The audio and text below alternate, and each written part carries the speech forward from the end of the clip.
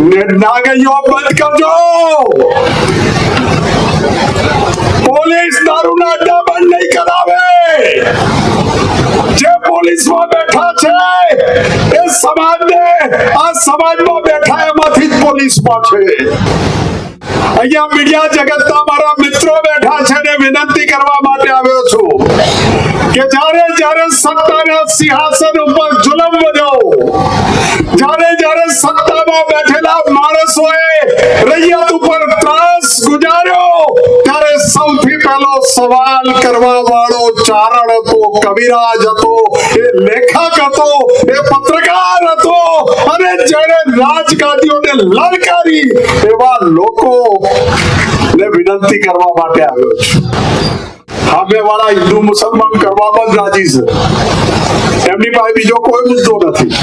હિન્દુ મુસલમાન ભાજપ પાસેથી લઈ લો, સ્મશાન કબ્રસ્તાન ભાજપ પાસેથી લઈ લો, હિન્દુસ્તાન પાકિસ્તાન ભાજપ પાસેથી લઈ લો, ભાજપ જોડે કશું છે જ નહીં.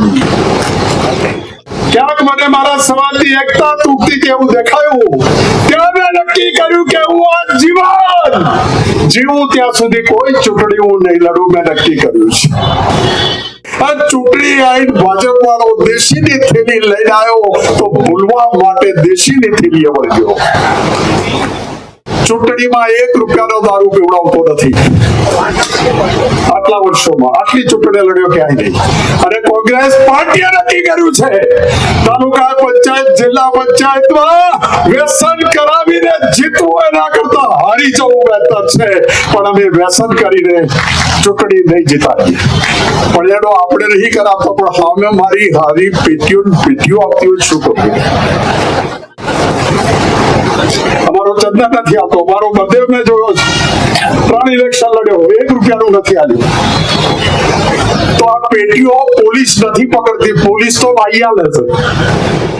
આ નાગાઈ કરવા વાળી પાર્ટી, આ હિન્દુ મુસલમાન કરવા વાળી પાર્ટી, આ લેવા પટેલ ને કરવા પટેલ કરવા વાળી પાર્ટી, આ દલિતમાં રોહિત અને વડકર કરવા વાળી પાર્ટી, આ સિયા ને સુડરી કરવા વાળી પાર્ટી ને પત્રકારો ઉભા છે એટલે આડું નહીં બોલાય.